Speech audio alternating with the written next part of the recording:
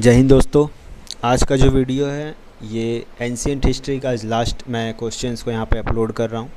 और भी बहुत सारे एंशिएंट हिस्ट्री के क्वेश्चंस हैं जो बन सकते हैं, बट अगर मैं उसी में सारा टाइम दे दूँगा तो फिर ज्योग्राफी एंड अदर जो सब्जेक्ट्स हैं उनको मैं नहीं दे पाऊँगा। इसीलिए ये मैं आज लास्ट हिस्ट्री का क्वेश्चंस को अपलोड कर रहा हूँ। इसके बाद जो नेक्स्ट होगा वो मेरा ज्योग्राफी और अदर्स चैप्टर्स से रिलेटेड सारे MCQs होंगे।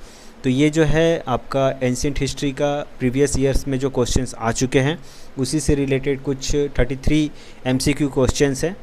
मैं सोच रहा था टोटल 120 MCQs देने का, बट मैं आज ओनली 33 ही MCQ यहाँ पे आपको दे रहा हूँ। ठीक है, तो चलिए अपने वीडियो को शुरू करते हैं। उससे पहले मेरी आपसे एक ही रिक्वेस्ट है, यदि आपको मेरा वीडियो पसंद आता हो तो प्लीज़ लाइक करें, मेरे चैनल को सब्सक्राइब करना ना भूलें और बेल आइकन को प्रेस ज़रूर करें। तो आज का जो पहला क्वेश्चन है, the word Hindu as referred to the people of Hind was first used by। ये जो हिंदू जो वर्ड है, हम लोग जो बोलते हैं हम हिंदू हैं, तो ये जो हिंदू वर्ड है ये कहाँ से आया है, ये सबसे पहले किसने कहा था? जो इंडिया के जो लोग रहते हैं उनको हिंद या हिंदू किसने कहा था सबसे पहले? तो इसका जो सही आंसर होगा वो होगा अरब, यानी कि जो अरब के लोग थे वो लोग सबसे पहले ही, हम जो हिंदुस्तानी लोग हैं उन लोगों को ये लोग हिंदू कहते थे। इसका पीछे का रीज़न ये था कि जो उन लोगों का जो वर्ड होता है, वो लोग जो बोलते हैं तो वो लोग एच को, मतलब एस, जो हम लोग, जैसे कि जो हम लोग का प्रांत है ये सिंधु नदी के किनारे बसा हुआ था, तो वो लोग सिंधु बोलने के कारण लोग एस का उच्चारण सही नहीं कर पाता था और एच को वो लोग एच बोलता था। इस वजह से ये सिंधु की जगह पे हिंदू हो गया। ठीक है, देखिए यहाँ पे लिखा हुआ है the name of India is a corruption of the word Sindhu. ये जो आया है ये आपका सिंधु वर्ड से आया है। Sindhu is the name of the Indus river, ये इंदस रिवर का ही नाम है Sindhu. Mentioned in the Rigveda, ये कहाँ पे मेंशन किया गया है? ऋग्वेद में मेंशन किया गया है। नाइबरिंग अरब, जो हमारा जो पड़ोसी कंट्री है अरब, ईरान और जो आसपास के जो एरिया है, वो लोग एस को एच कहते थे, एच उच्चारण करते थे। ठीक है, इस वजह से वो लोग इस ज़मीन को सिंधु की जगह पे हिंदू बोलने लगे। ठीक है, Greek pronounced this name as Indus, और जो ग्रीक होते थे वो लोग इस प्रांत को क्या बोलते थे? इंडस बोलते थे। ठीक है, आगे बढ़ते हैं। तो इससे एक चीज़ मेरे माइंड में अभी आया, और आप लोग भी ये चीज़ समझ जाइए कि ये जो हिंदू है ये कोई रिलीजन नहीं है। ठीक है, ये हिंदू बेसिकली एक प्लेस को कहा गया था। हिंदुस्तान जो है ये प्लेस, यहाँ पे रहने वाले लोगों को हिंदू कहा गया। ठीक है, ये कोई रिलीजन नहीं है। सो इस चीज़ से ये कॉन्सेप्ट आपका क्लियर हो जाना चाहिए। आगे बढ़ते 2 नंबर क्वेश्चन की, और ये बोल रहा, who among the following was a brahmavadini who composed some hymns of the Vedas. ये जो ब्रह्मावादिनी है, ये इन्होंने जो है कुछ हुम्स यानी कि कुछ मंत्रों का उच्चारण किया था वेदास में। तो वो जो उच्चारण किया था वो कौन थी? ब्रह्मावदिनी जो थी वो कौन थी? ठीक है, तो ब्रह्मावदिनी जो थी वो लोप मुद्रा, उन्होंने ही इसका उच्चारण किया था। ठीक है, देखिए यहाँ पे लिखा हुआ है other brahmavadini are Vishvavara, Sikta, Nivari, Ghosha and Maitreyi. ये लोग अदर और भी कुछ लोग थे जो लोग हुम्स का जो है कंपोज करते थे। ठीक है, जो सबसे पहला जो होगा वो कौन होगा? उनका आंसर होगा लोप मुद्रा। लोप मुद्रा जो थी वो कंपोजर थी किस चीज़ का? ब्रह्मावादिनी का। ठीक है, आगे बढ़ते हैं नेक्स्ट क्वेश्चन की, और 3 नंबर क्वेश्चन में मैच करने को बोल रहा है। इसमें मैच करना है लिस्ट 1 को लिस्ट 2 से। लिस्ट 1 में आपका एराज दिया हुआ है और लिस्ट 2 में आपका रॉक एंड फॉर्म्स दिया हुआ है, मतलब वो किस काल का हो सकता है। तो देखिए इसका जो आपका विक्रम एरा, ये जो विक्रम एरा होगा वो किसके साथ मैच करेगा? तो विक्रम एरा का जो कालखंड था वो था 58 BC। विक्रम एरा का जो कालखंड था वो था आपका 58 BC। इट मीन्स ए का जो आंसर जाएगा वो जाएगा आपका 4 के साथ। उसके बाद देखिए साका एरा, जो साका एरा था इसका जो कालखंड था वो 78 AD होगा। ठीक है, तो साका एरा का 78 AD यानी कि बी का 3 के साथ जाएगा। उसके बाद आपका गुप्ता एरा जो है ये आपका 320 AD का आसपास का समय काल में था गुप्ता एरा, तो ये आपका सी का 2 के साथ जाएगा। और जो काली एरा है ये आपका बहुत ही पुराना समय का बात हो रहा है, यानी कि 3 102 BC समय का ये बात है, तो डी का हो जाएगा 1 के साथ ये अटैच होगा। ठीक है, आगे बढ़ते हैं। 4 नंबर क्वेश्चन बोल रहा है in Sanskrit play writing during the Gupta period women and Shudras speak, यानी कि संस्कृत प्ले में जो गुप्ता पीरियड था उस टाइम में वोमेन्स और शूद्रास को क्या कहा जाता था, मतलब वो लोग जो हैं वो लोग कौन सा भाषा में बात करते थे। ठीक है, तो इसका जो आंसर होगा वो होगा प्रकृति। वो लोग प्रकृति भाषा में बेसिकली वो लोग बात करते हैं, मतलब प्रकृति भाषा में वो लोग अपना बोलचाल का भाषा रखते थे।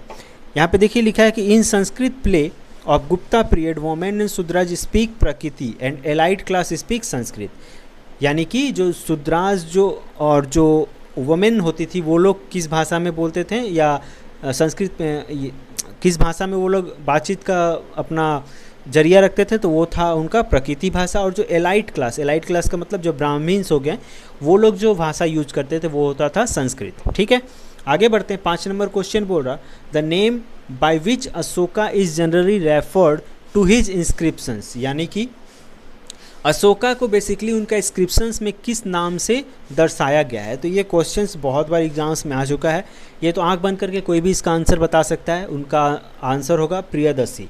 ठीक है, इसका आंसर होगा प्रियदर्शी, ऑप्शन डी इसका करेक्ट आंसर होगा। आगे बढ़ते हैं। 6 नंबर क्वेश्चन बोल रहा था term Yavanapriya mentioned in the ancient Sanskrit text denoted, ये जो यमुना प्रिया जो नाम है जो कि एंशियंट संस्कृत टेक्स्ट में दिया गया है, इसका मतलब क्या है। ठीक है, तो इसका जो मतलब होता था वो था पेपर्स को यमुना प्रिया कहा जाता था। ठीक है, देखिए यहाँ पे लिखा है Yavanas were Indo Greek they like peppers that is why pepper was known as Yavanapriya. ठीक है, यवनाज जो होते थे वो इंडो ग्रीक को कहा जाता था, उन लोगों को पेपर्स बहुत ज़्यादा पसंद था, इसी वजह से उन लोगों को यमुना प्रिया कहा जाता था। ठीक है, आगे बढ़ते 7 number question the concept of Anuvarta was advocated by, ये जो अनुवर्ता का जो कॉन्सेप्ट है ये किसको दिया गया था, किससे रिलेटेड था, तो इसका आंसर होगा जैनिज्म। ये जो अनुवर्ता जो है ये किससे रिलेटेड था, जैनिज्म से रिलेटेड था। ठीक है, ये अनुवर्ता होता क्या था, तो ये बेसिकली एक जैनिज्म का टीचिंग होता था। ठीक है, जिसमें 5 मुख्य बातें बताई जाती थी, जो कि पहला होता था अहिंसा, दूसरा होता था अस्तेय, तीसरा होता था अपरिग्रह, चौथा होता था सत्य एंड 5वां होता था ब्रह्मचर्य। ठीक है, आगे बढ़ते 8 नंबर क्वेश्चन बोल रहा है अकॉर्डिंग टू मीमांसा system of philosophy liberation is possible by means by, यानी कि जो मीमांसा का जो सिस्टम है उसके हिसाब से लिबरेशन जो है वो किस चीज़ से पॉसिबल होता था, तो इसका जो सही आंसर होगा वो होगा कर्मा होने से ही मीमांसा जो है वो पॉसिबल हो सकता था। बेसिकली मीमांसा का मतलब होता क्या है, तो इसका मतलब होता है इंक्वायरी करना, यानी कि जानकारी हासिल करना। ठीक है, देखिए यहाँ पे लिखा हुआ है मीमांसा मीन्स इन्वेस्टिगेशन और इंक्वायरी। ठीक है, the primary inquiry is into the nature of dharma based on the close theological of the Vedas. It has 2 division, इसका 2 डिवीज़न होता था, एक होता था पूर्णा मीमांसा और दूसरा होता था आपका उत्तर मीमांसा। ठीक है, जो पूर्व मीमांसा होता था वो किसका एग्जाम्पल था, वो आपका था वर्च्यूज़ का। ठीक है, मॉर्टिलिटी और ड्यूटीज़ का। और dharma is essential ritualism and there is a great significance of the karma और एक्शन इन अटेंडिंग धर्मा। और मीमांसा सिस्टम ऑफ फिलोसॉफी जो होता था ये कौन सा डॉक्ट्रिन पे काम करता था, ये कर्मा के ऊपर काम करता था। It says that liberation is possible by mean of performing Karma. ठीक है, आगे बढ़ते हैं 9 नंबर क्वेश्चन की ओर। ये बोल रहा है bronze icon of Nataraja cast during the Chola period variable shows the deity with, यानी कि ये जो नटराज का जो कांसे का जो आइकॉन था, जो मूर्ति था, वो चोला पीरियड में देखा गया था। ठीक है, तो उनका जो किस शेप में, वो क्या चीज़ था उनका, किस शेप में था। ठीक है, तो इसका जो सही आंसर होगा वो होगा उसमें 4 हैंडेड, उसमें 4 हाथ दिखाया गया है। नटराज का मूर्ति आप देखे होंगे, शिव जी जो है वो तांडव के पोज में है, मतलब डांस का पोजीशन में, उसी को नटराज बोला जाता है। ठीक है, तो उनमें कितना हाथ दिखाया गया, उनका 4 हैंड्स दिखाया गया, तो ऑप्शन सी इसका करेक्ट आंसर होगा। 10 नंबर क्वेश्चन है according to ancient India cosmogonic idea the sequential order of the cycle of 4 aeons, यानी युग, 4 युग के बारे में बताया गया। तो इसको क्रॉनिकल ऑर्डर में आप सजाइए, मतलब पहले कौन था, उसके बाद कौन था। तो अगर सिंपल भाषा में अगर बोला जाए, ठीक है, मैं इसको इसके भाषा में ना बोलूँ, हम लोग जो नॉर्मल बचपन से सुनते आ रहे या पढ़ते आ रहे, तो पहले हम लोग क्या बोलते थे, सतयुग होता है। सतयुग के बाद क्या आता है, सतयुग के बाद आपका त्रेता युग, फिर द्वापर युग, उसके बाद कलयुग। तो अब यहाँ पे अगर उस हिसाब से अगर हम सेट करें तो देखिए पहले कृता होगा, ठीक है, कृता का मतलब हो गया आपका सतयुग, ठीक है, उसके बाद त्रेता युग, उसके बाद द्वापर युग, उसके बाद काली यानी कि कलयुग, ठीक है। ऑप्शन सी इसका करेक्ट आंसर हो जाएगा। आगे बढ़ते हैं। 11 नंबर क्वेश्चन है, which one of the following temple figure in the news regarding the institution of the devadasi, ठीक है। ये जो देवदासी का जो इंस्टीट्यूट होता था, ठीक है, जो फिगर होता था, ये किस टेम्पल में पाया जाता था, ठीक है। तो इसका जो सही आंसर होगा जगन्नाथपुरी टेम्पल में इसका मतलब पाया जाता था। ये देवदासी होता क्या था, तो ये एक गर्ल मतलब लड़की को डेडिकेट किया जाता था जो कि वर्शिप करती थी, ठीक है। किसका वर्शिप करती थी, जगन्नाथ टेम्पल में वो वर्शिप करती थी, मतलब भगवान विष्णु का वो पूजन करती थी, ठीक है। उनको जो है लॉर्ड जगन्नाथ का मतलब they were consider the human wife of lord Jagannatha, ठीक है, इस तरह से उनको दर्शाया जाता था। आगे बढ़ते 12 नंबर क्वेश्चन की ओर। ये बोल रहा था river most mentioned in Rigvedic literature is, मतलब ऋग्वेद का जो लिटरेचर है, सॉरी वैदिक लिटरेचर में जो है सबसे ज़्यादा किस नदी का उल्लेख किया गया है, तो इसका सही आंसर होगा सिंधु नदी जो है उसका सबसे ज़्यादा उल्लेख किया गया है वैदिक लिटरेचर में, ठीक है।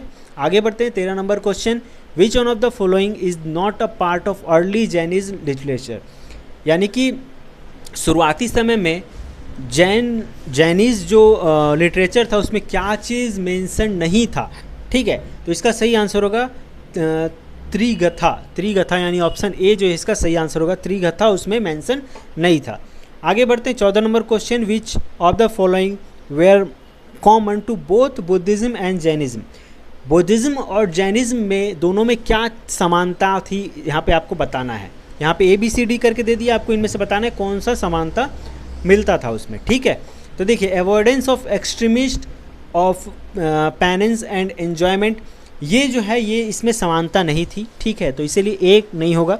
बी में देखते हैं indifference to the authority of the Vedas, ये समानता थी, दोनों जो है वो लोग वेदास को जो है इंडिफरेंस करते थे। सी होगा डैनियल ऑफ इफिकेसीज ऑफ रिचुअल्स, ये भी उनमें दोनों में समानताएं थी। और डी होगा non injury of animal life, ये भी बिल्कुल समानताएं हैं, ठीक है। तो BCD ये जो है इनका समानताएं थी। इस हिसाब से अगर ऑप्शन हम लोग देखें तो ऑप्शन बी इसका सही आंसर होगा 2, 3 एंड 4, ठीक है।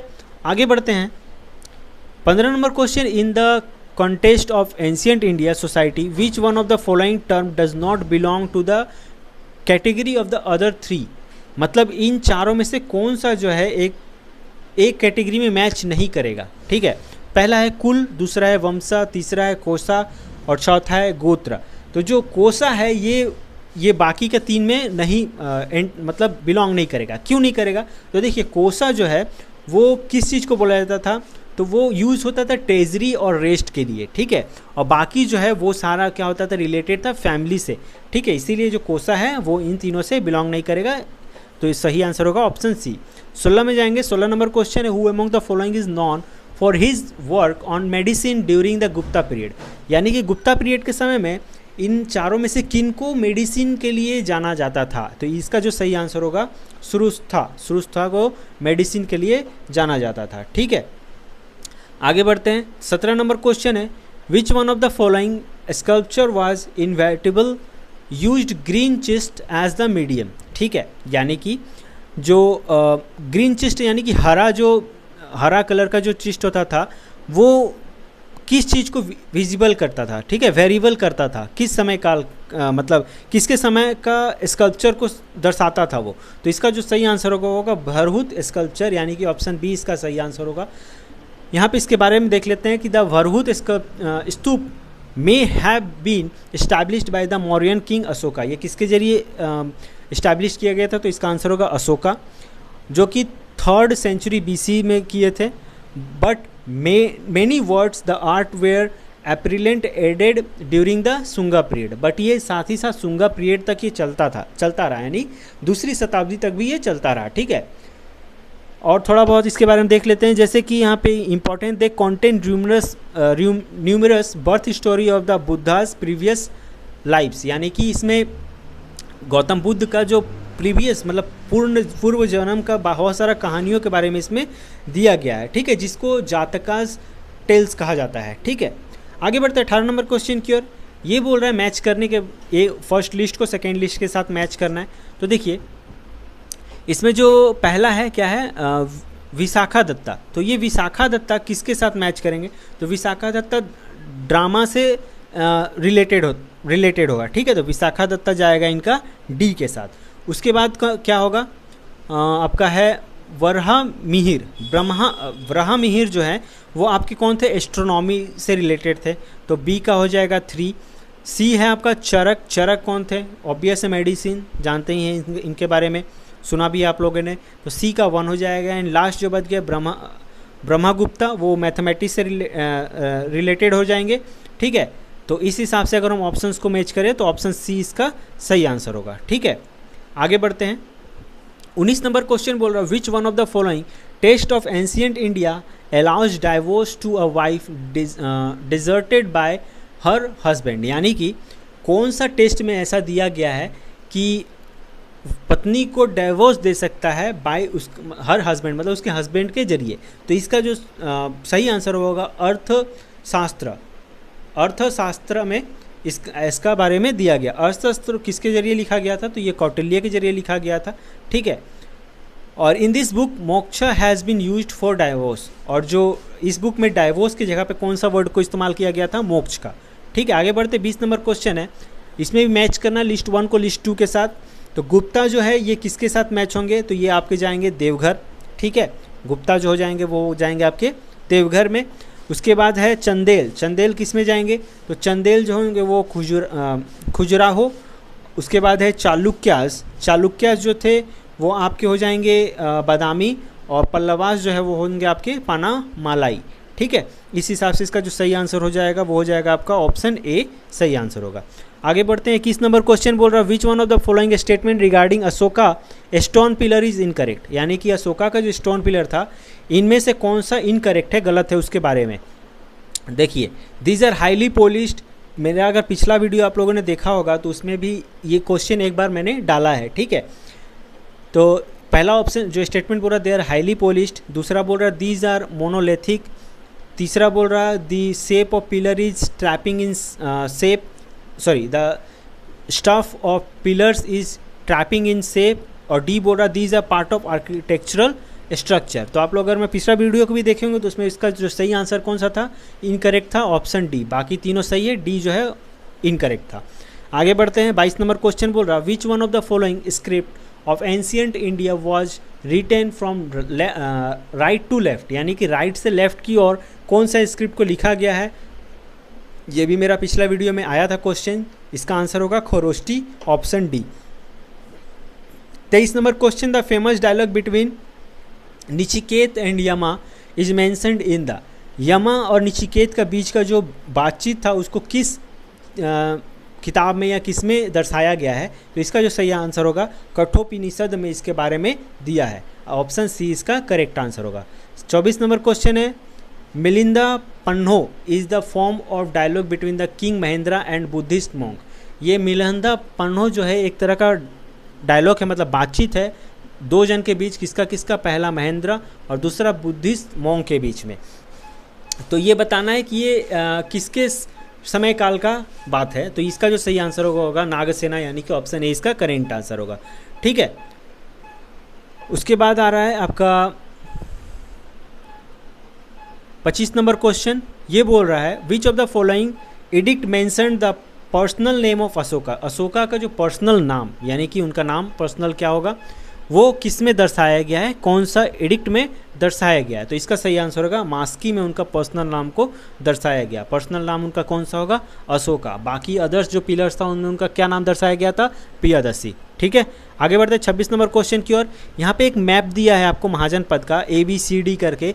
आपको इसमें बताना है कि ए की जगह पे कौन सा महाजनपद होगा, बी के जगह पे कौन सा, सी के जगह पे कौन सा और डी के जगह पे कौन सा। तो देखिए ए जो है, अगर हम अभी का इंडिया का मैप अगर देखें तो ए देख के आपको कहाँ पर कौन सा स्टेट का आपको ये फीलिंग दे रहा है, देख के ये लगता है राजस्थान का एरिया ये हो सकता है ना, ये राजस्थान का एरिया हो सकता है।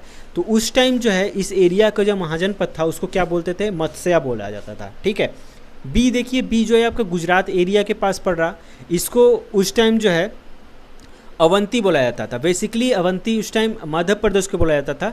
ठीक है, ये मध्य प्रदेश एंड गुजरात के पास का एरिया नज़र आ रहा, ये अवंती का हिस्सा था। ठीक है, उसके बाद जो दूसरा है आपका सी, इसको आपको वत्सा, ठीक है, ये बिहार का एरिया आपको नज़र आ रहा होगा, ये वत्सा है। और ये जो है आपका बंगाल का एरिया नज़र आ रहा है डी, ये अंगा महाजनपद था। ठीक है, आगे बढ़ते हैं 27 number question. In the Mahayana Buddhism the Buddhist Avalokiteshvara was also known as, जो महायान का जो बुद्धिज्म था उसमें बौद्धिस्ट व अवलोकनवरा को और क्या नाम से जाना जाता था? तो इसका आंसर होगा पद्मापनी, यानी कि ऑप्शन सी इसका करेक्ट आंसर होगा। 28 number question. The silver coin issued by Gupta's where called, जो गुप्ताज के समय काल में जो सिल्वर कॉइन को इशू किया गया था उसको किस नाम से जाना जाता था? तो उसको रुपया बोला जाता था। ठीक है, रूपका बोला जाता था उसे। ठीक है, ऑप्शन ए। आगे बढ़ते हैं 29 नंबर क्वेश्चन है, मैच लिस्ट 1 एंड 2, इसको 1 के साथ 2 के साथ मैच करना है। तो 1 में है आपका ऑथर, 2 में आपका टेस्ट। तो कौन ऑथर किस मतलब कौन सा किताब या टेक्स्ट को लिखे यहाँ पे आपको ये बताना है। ठीक है, तो ब्रह्ममिहिर ने आपका बृहत संहिता लिखा था, तो ए का हो जाएगा 3। उसके बाद है विशाखा दत्ता ने देवी चंद्रगुप्तम लिखा था, तो हो जाएगा आपका बी का 4। ठीक है, उसके बाद है आपका सुद्राक जो थे ये आपका मृच्छिका कटिकम लिखे थे उन्होंने, तो सी का हो जाएगा 2। एंड लास्ट जो है डी बिल्हाना जो था ये आपका विक्रमा कादेवा चरिता लिखे थे उन्होंने, तो डी का हो जाएगा 5। ठीक है, आगे बढ़ते हैं 30 नंबर क्वेश्चन की ओर। Which of the following was corporation of merchant in ancient India, यानी कि एंशिएंट इंडिया में कौन जो है एक कॉरपोरेशन के मर्चेंट थे। ठीक है, तो इसका जो सही आंसर होगा मनीग्रामा जो होते थे वो एक मर्चेंट कहलाते थे एंशिएंट इंडिया में। ठीक है, ऑप्शन डी इसका करेक्ट आंसर होगा। 31 नंबर क्वेश्चन है, the Badami rock inscription of Pulakeshin 1 is dated in the Saka era 465। If the same were to be dated in Vikram Samvat the year would be, यानी कि जो बादामी रॉक इंस्क्रिप्शन जो पुलकेशिन फर्स्ट के समय काल में था, जो कि साका एरा होता था 465 का समय, अगर उसे हम विक्रम संवत में अगर कन्वर्ट करें तो कौन सा ईयर होगा, यहाँ पे ये पूछा है। तो इसका जो सही आंसर होगा वो होगा ऑप्शन ए, यानी कि 601। ठीक है, इसका देखिए यहाँ पे सॉल्यूशन दिया है कि साका एरा जो शुरू होता है उसका कौन सा एडी होता है, तो 78 एडी। ठीक है, जबकि विक्रम एरा होता है वो होता है 58 BC।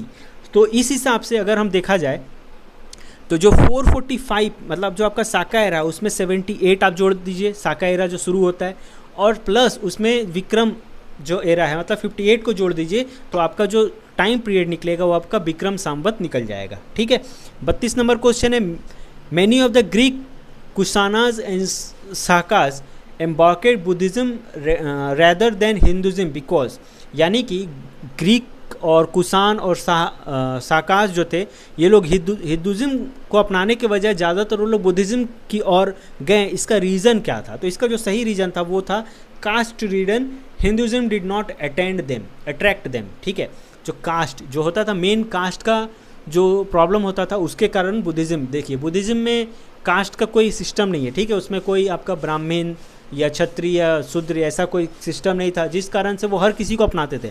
बट हिंदुज़म में क्या होता है, हिंदुज़म में आपको 4 वर्णों में बांट दिया जाता है, आप ब्राह्मण हो, आप क्षत्रिय हो, आप ये हो, आप वो हो। इस वजह से वो लोग ज़्यादातर जो होता था बौद्धिज़्म की तरफ वो लोग कन्वर्ट होते थे। ठीक है, आज का लास्ट क्वेश्चन 33 नंबर है कि the Ashoka major rock edict which tell us about the Sangam kingdom include rock edict, यानी कि अशोका का जो मेजर रॉक एडिक्ट था जिसमें संगम किंगडम के बारे में भी बताया गया, वो कौन सा रॉक एडिक्ट है?